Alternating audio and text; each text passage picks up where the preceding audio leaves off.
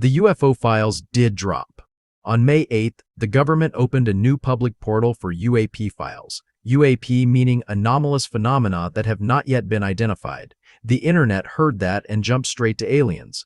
But the actual release is stranger than that and more complicated: files, videos, redactions, old files, unresolved cases, and a very clear warning built into the evidence itself. Here's the news. The official page identifies this as Release 01, cleared for release on May 8, 2026. The visible file counter shows 158 files, with bulk downloads for documents, images, and videos. The portal says more tranches are expected every few weeks. So this is not a single mystery clip, it is a rolling government file drop. The page itself explains why this cannot be treated like a movie reveal. It says the government-wide search spans many agencies, many decades, and files that may exist only on paper. It also says these are unresolved cases. That means the release is partly about evidence, but also about process, finding files, reviewing them, declassifying them, and deciding what can be shown. But that first headline needs a hard reset. The portal describes these materials as unresolved cases, meaning the government could not make a definitive determination. That is not the same thing as extraterrestrial. AARO's own annual report says that, to date, it has discovered no evidence of extraterrestrial beings, activity, or technology. Not yet identified is a status. It is not a conclusion. So, why is everyone reacting like this is a watershed moment? Because the government is not just talking about UAP in the abstract. It is centralizing files, opening search pages, posting official media, and pointing back to decades of older material. For a topic built on missing files and public distrust, a searchable archive becomes part of the story. The most viral pieces are the moving images. Some clips show tiny points in sensor displays. Others show brighter objects, coastline context, clouds, or targeting overlays.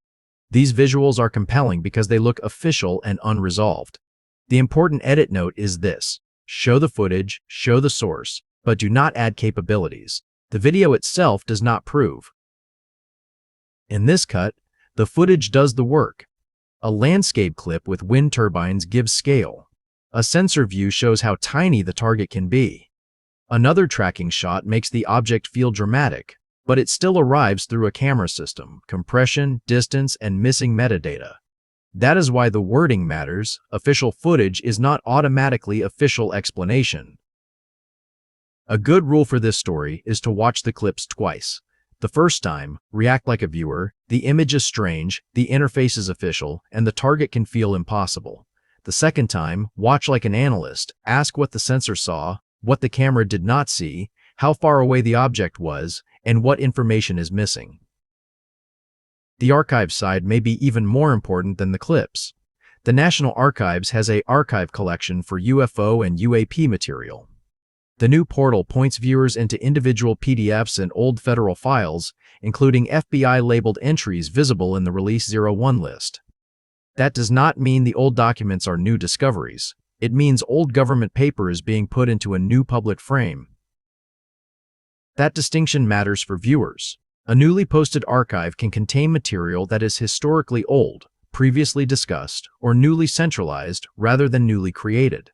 The news is not that every page suddenly appeared from nowhere.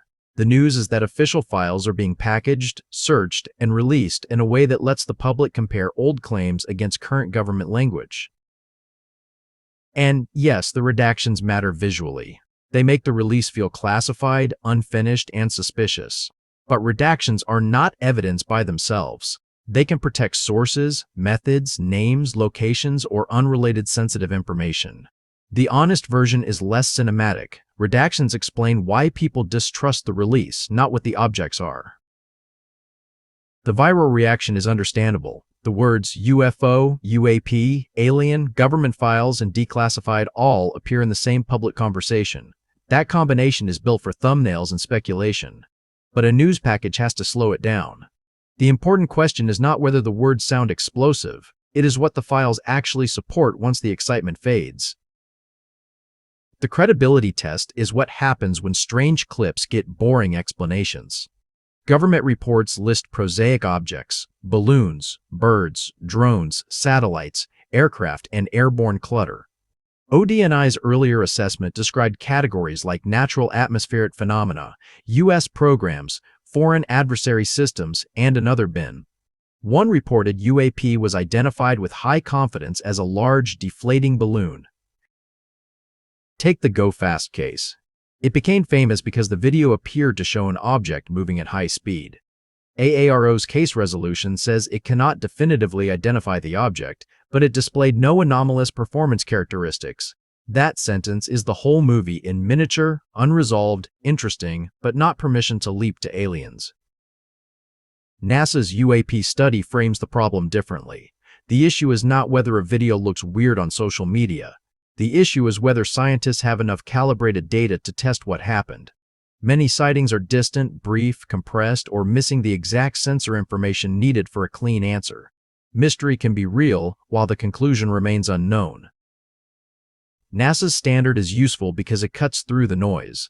The agency does not treat public curiosity as proof, but it also does not treat stigma as a reason to ignore reports. Its study argues for better data, open scientific methods, and repeatable analysis. In other words, if something is unusual, the answer is not to guess harder. The answer is to measure better. That is where the skeptic's case gets strong. Distance can flatten motion. Parallax can make ordinary movement look extreme. Infrared glare can change shape. Compression can turn a small light into a strange blob.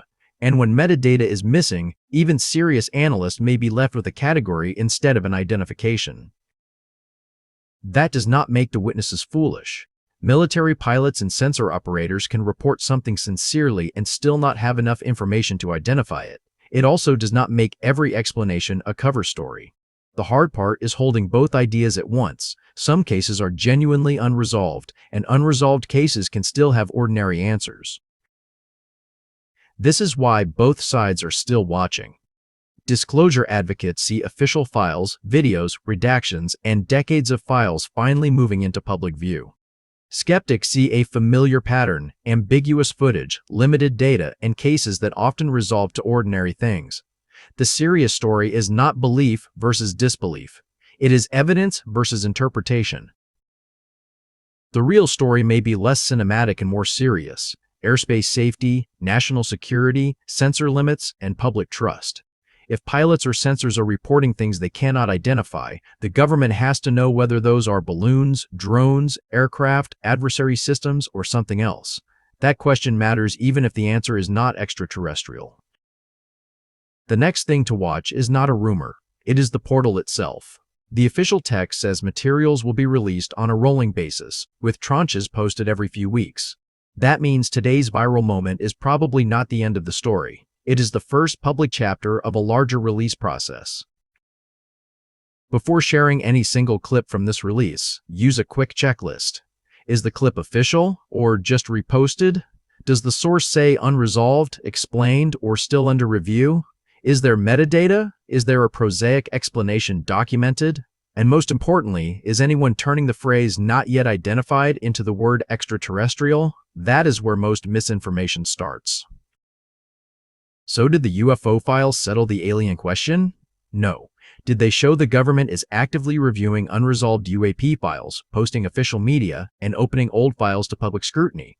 Yes. That is the line this story lives on: not confirmation, not dismissal, but a new public file trail that still leaves hard questions unanswered. The cleanest conclusion is this: the release proves that UAP files exist, that officials are willing to publish some of them, and that more releases are planned. It does not prove what the objects are. That gap between official transparency and unanswered evidence is exactly why the story is spreading so fast. We are going to keep tracking the release as more files appear. If you want the next breakdown, tell us which case to investigate first: the clearest video, the strangest document, or the explanation that sounded boring until you looked closer. Because with UAP files, the most important word is still not alien. It is unanswered.